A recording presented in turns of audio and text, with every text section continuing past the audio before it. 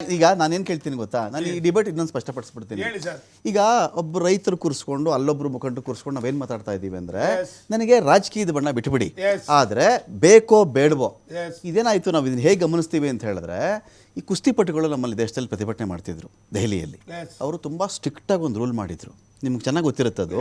ಕುಸ್ತಿಪಟುಗಳಿಗೆ ದೇಶದಲ್ಲಿ ಅನ್ಯಾಯ ಆದಾಗ ಸ್ಟ್ರಿಕ್ಟ್ ರೂಲ್ ಏನು ಮಾಡಿದ್ರು ಗೊತ್ತಾ, ಅವರು ಈ ವೇದಿಕೆಗೆ, ಈ ಪ್ರತಿಭಟನೆ ವೇದಿಕೆಗೆ ಯಾವುದೇ ರಾಜಕೀಯ ಮುಖಂಡ ಬರಬಾರದು, ಬರಕೂಡದು, ಯಾವ ಕಾರಣಕ್ಕೂ ಬರಕೂಡದು ಅಂದರು. ಇಲ್ಲಿ ಕುಮಾರಸ್ವಾಮಿ ಅವರ 32 ಎಕರೆ ಜಮೀನು, ನಿಖಿಲ್ ಕುಮಾರಸ್ವಾಮಿ 4 ಜಮೀನು, ಅದು ಯಾವುದು ನನಗೆ ಗೊತ್ತಿರೋ ನನ್ನ ಮಾಹಿತಿ ಪ್ರಕಾರ ಟೌನ್ಶಿಪ್ ವ್ಯಾಪ್ತಿಗೆ ಬರಲ್ಲ. ಬರದೇ ಇದ್ಮೇಲೆ ಆ ಬಣ್ಣ ಮೆತ್ತಿಸ್ಕೊಂಡವರು ಆ ಭಾಗದ ಹೋರಾಟಗಾರರ, ಕುಮಾರಸ್ವಾಮಿ ಹಸಿರು ಬಣ್ಣನ ತೆನೆವತ್ತು ಮಹಿಳೆಯನ್ನ ತಂದು ಕೂರಿಸ್ಕೊಂಡಿದ್ದು ಯಾರ ತಪ್ಪು? ಅವಾಗೇನಾಯ್ತದು, ರೈತ ಹೋರಾಟ ಇದ್ದಿದ್ದು JDS ಹೋರಾಟ ಆಗ್ಬಿಡ್ತದೆ. ಇದು ನಿಜಾನ ಸುಳ್ಳ? ನಿಮ್ಗೊಂದು ಮಾತು ಹೇಳ, ಈ ದೇಶದಲ್ಲಿ ಅನೇಕ ರೈತ ಹೋರಾಟಗಳು ನಡೆದಿದ್ದಾರೆ. ಕಾಂಗ್ರೆಸ್ ಅವರು ಎಲ್ಲಿ ಕೂತಿಲ್ವ ದೇಶದಲ್ಲಿ, ಕಾಶ್ಮೀರದಿಂದ ಕನ್ಯಾಕುಮಾರಿ ತನಕ. ಅವಾಗ ಬಣ್ಣನು ಸಹಿಸ್ಕೋಬೇಕು ಅಂತ, ನಾಗೇಂದ್ರ ಬಾಬು ಅವರ ಬಣ್ಣನು ಸಹಿಸ್ಕೋಬೇಕು ಅವಾಗ ಅಂತ, ಆ ಬಣ್ಣನು ಸಹಿಸ್ಕೋಬೇಕು ಅವಾಗ ಅಂತ. ಒಂದ್ ನಿಮಿಷ, ರಾಜ್ಯದಲ್ಲಿ ವಿರೋಧ ಪಕ್ಷಗಳು ಇರ್ತಕ್ಕಂಥದ್ದು ಯಾರಿಗಾದ್ರೂ ಅನ್ಯಾಯ ಆದಂತ ಸಂದರ್ಭದಲ್ಲಿ ಅವ್ರ ಪರವಾಗಿರ್ಬೇಕು ಅಂತಕ್ಕಂಥದ್ದು ಒಂದು.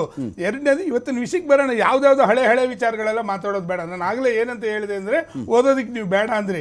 ಅವತ್ತು ಇದೇ ಕಾಂಗ್ರೆಸ್ ನಾಯಕರು ಬೇಡ ಅಂದಿದ್ದಕ್ಕೇನೆ ಕುಮಾರಸ್ವಾಮಿ ಅವರು ಬಿಟ್ಟಿರ್ತಕ್ಕಂಥ. ನಾನೇನ್ ಹೇಳ್ತಿದ್ದೀನಿ ಅಂದ್ರೆ, ಸನ್ಮಾನ್ ಮಲ್ಲಿಕಾರ್ಜುನ ಖರ್ಗೆ ಅವರ ಸ್ಟೇಟ್ಮೆಂಟ್ ಕೊಡಿ, ರಾಷ್ಟ್ರೀಯ ನಾಯಕರು ಅವ್ರನ್ನ ಇವತ್ತು ಸ್ಟೇಟ್ಮೆಂಟ್ ಕೊಡಕ್ಕೆ ಹೇಳಿ ಒಂದು.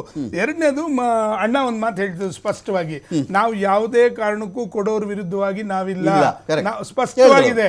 ಅಲ್ಲಿ ಇರ್ತಕ್ಕಂಥ ವಿಚಾರ ಏನಪ್ಪಾ ಅಂದ್ರೆ, ಯೋಜನೆ ಬೇಡ ಅಂತ ಇರ್ತಕ್ಕಂಥ ರೈತರು ಯಾರಿದ್ದಾರೆ, ಜಂಟಿ ಅಳತೆ ಮಾಡೋದಿಲ್ಲ ಅಂತಕ್ಕಂಥ ಜಿಲ್ಲಾಧಿಕಾರಿ ನಮಗೆ ಹಿಂಬರ ಕೊಡಬೇಕು. ಅವ್ರು ಕೇಳ್ತಾ ಇರ್ತಾರೆ, ಕೊಡಿ, ಯಾಕೆ ನೀವು ಕೊಡ್ತಾ ಇಲ್ಲ? ಆಮೇಲೆ 80% ಇದ್ದಾರೆ ಅಂತಕ್ಕಂಥದ್ದನ್ನ ನೀವು ಪದೇ ಪದೇ ಹೇಳ್ತಿದ್ದೀರಾ. ಅಫಿಷಿಯಲ್ ನೀವೇ ಆಗಿ ಹೇಳಿದ್ರಿ, ಒಳ್ಳೆ ಮಾತು ಹೇಳಿದ್ರಿ. ನಾನು ಬೇರೆ ವಿಷಯನೇ ಮಾತಾಡೋದಿಲ್ಲ. ಒಂದು ಲಿಸ್ಟ್ ಅನ್ನು ನಿಮ್ಮ ಒಂದು ಮಾಧ್ಯಮದ ಮುಖಾಂತರ ರಿಲೀಸ್ ಮಾಡ್ಲಿ. 80% ಇರ್ತಕ್ಕಂಥದ್ದು ಯಾಕೆ ನೀವು ರಿಲೀಸ್ ಮಾಡ್ತಾ ಇಲ್ಲ? ಹಾಗಾದ್ರೆ ನಿಮ್ಮಲ್ಲಿ 80% ಇಲ್ಲ. ಒಂದು, ಅಕ್ರಮವಾಗಿ ಯಾರು ಜಮೀನುಗಳು ಕೊಡಲ್ವೋ ಆ ಜಮೀನುಗಳಿಗೆ ನೀವು ನುಗ್ತಾ ಇರ್ತಕ್ಕಂಥದ್ದು ಸ್ಪಷ್ಟ. ಇಲ್ಲಿ ಆ ರೈತರ ಆಕ್ರೋಶ, ಪರ್ಕೆಗಳು ತಗೊಂಡು ಓಡಿಸ್ಕೊಂಡ್ ಬಂದಿರತಕ್ಕಂಥದ್ದು ಯಾಕೆ ಅಂದ್ರೆ, ನೀವು ಅಕ್ರಮವಾಗಿ ಯಾಕೆ ಸಂಧಿ ಒಳಗಿಂದ ಯಾಕೆ ನುಗ್ಗಿ ಬಂದ್ರಿ? ನೀವು ಇವನ್ನೆಲ್ಲ ಇಲ್ಲಿ ಕೂರಿಸ್ಬಿಟ್ಟು 20 ಜನ ಕೇಸ್ ಆಯ್ತಲ್ಲ. ಕುಮಾರಸ್ವಾಮಿ ಅವರು ಯಾರ್ಯಾರಿಗೆ ಇವಾಗ ಕೇಸಲ್ಲೇ ತೆಗೆದು ಬಿಡಿ, ಅವರನ್ನ ಅವ್ರಿಗೊಂದು ಬೇಲ್ ಕೊಡಿಸ್ಬಿಡಿ, ಅವ್ರ ಕೋರ್ಟಿಂದ ಅವ್ರನ್ನ ಅರೆಸ್ಟ್ ಮಾಡಬಾರದು, ವಕೀಲರು, ಕಾನೂನು ವೆಚ್ಚಗಳು, ಯಾರು ನಿಂತ್ಕೊಂಡಿದ್ದಾರೆ ಕುಮಾರಸ್ವಾಮಿ ಅವರು? ಇದೀಗ ಕೇತ್ಗಾಣಲ್ಲಿ ಜಮೀನಲ್ಲಿ ತಣ್ಣಗಿದ ಕೂತಿದಾರ ಆರಾಮಾಗಿ. ಒಂದು ನಿಮಿಷ, ನಮ್ಮ ರೈತರು ಸರ್, ಅವರೆಲ್ಲ ನಮ್ಮ ರಾಜ್ಯದ ರೈತರು ಸರ್. ಆ ಭಾಗದಲ್ಲಿ ನಮ್ಮ ನಾಯಕರನ್ನ ಅವರು ಎತ್ತಿಡಿದ್ದವರೇನೆ. ಇವತ್ತು ಅವರು ಮುಖ್ಯಮಂತ್ರಿಗಳಾಗಬೇಕು, ಬಂದಿದ್ದಕ್ಕೇನೆ ಇವತ್ತು ನಾವು ಕೂಡ ನಮ್ಮದೇ ಅಂತ ರೆಸ್ಪಾನ್ಸಿಬಿಲಿಟಿ.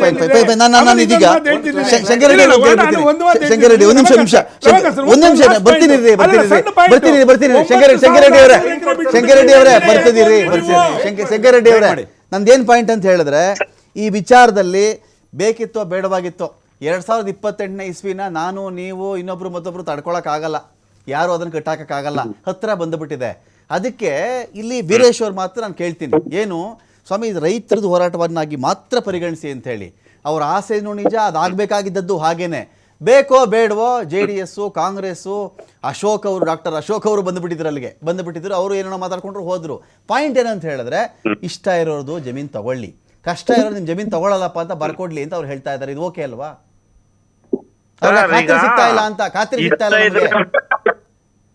80% ಆಗುತ್ತ ಅಂತ 6-1 ಎಲ್ಲಾ ಗ್ರಾಮಕ್ಕೂ ಮಾಡಿ ಒಪ್ಪಿಗೆ ಇದಾಗ್ತಾರಲ್ಲ, ಒಪ್ಪಂದ ಅರ್ಜಿಗಳು, ಅದ್ ಹಾಕಿದ್ಮೇಲಲ್ವಾ ಸರ್ ಗೊತ್ತಾಗೋದು. 50% ಬಿಟ್ರೆ ಪ್ರಾಜೆಕ್ಟ್ ನಿಂತೆ ಹೋಗ್ಲಿ ಬಿಡ್ರಿ. 80% ಶಂಕರರೆಡ್ಡಿ ಅವರು ಹೇಳಿ ಮಾತಾಡ್ಲಿ. ಅವ್ರಿಗೆ ಚಾನ್ಸ್ ಕೊಡಿ. ನಾವ್ ಹೇಳೋದು 6-1 3 ಗ್ರಾಮಕ್ಕೆ ಮಾಡಿದ್ರು, ನಮ್ ಗ್ರಾಮನು ಮತ್ತೆ ಮಂಡ್ಲಹಳ್ಳಿ ಮತ್ತೆ ವಡರಹಳ್ಳಿ ಅನ್ನೋದ್ರಲ್ಲಿ. ಈಗ 85% ಮೇಲೆ ಇದಾಗಿದೆ.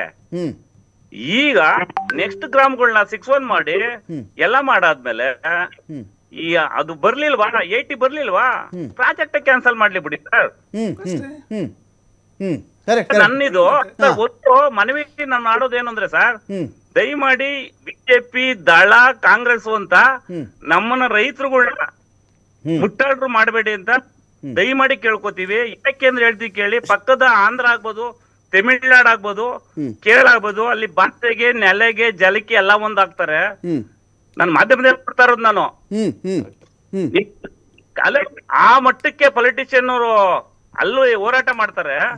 ಇಲ್ಲಿ ಈ ಡಿ ಕೆ ಶಿವಕುಮಾರ್ ಬೆಳೆದ್ ಬಿಟ್ರೆ ಏನು ಅಂತ ಕುಮಾರಣ್ಣ ಅನ್ಕೊಳ್ಳೋದು, ಕುಮಾರಣ್ಣ ಬೆಳೆದ್ ಬಿಡ್ತಾರೆ ಅಂತ ಅಶೋಕಣ್ಣ ಅನ್ಕೊಳ್ಳೋದು, ಇವೆಲ್ಲ ನಾವು ನೋಡಿ ಸಾಕಾಗ್ಬಿಟ್ಟು ಮುಟ್ಟಾಡ್ರಾಗ್ಬಿಟ್ಟಿದೀವಿ. ಮುಟ್ಟಾಡ್ರತನ ಮಾಡಬೇಡಿ ಅಂತ ತಮ್ಮ ಮಾಧ್ಯಮ ಮುಖಾಂತರ ನಾನು ಕೇಳ್ಕೊತಾ ಇದ್ದೀನಿ sir. Fine. XL PU college ಪ್ರಾಯೋಜಿತ ಅಖಾಡ ಬಿಗ್ ಫೈಟ್ ವಿಶೇಷ ಮತ್ತೆ ಮುಂದುವರಿಸ್ತೀನಿ ಒಂದೇ ಒಂದು ಬ್ರೇಕ್ ಆದ್ಮೇಲೆ.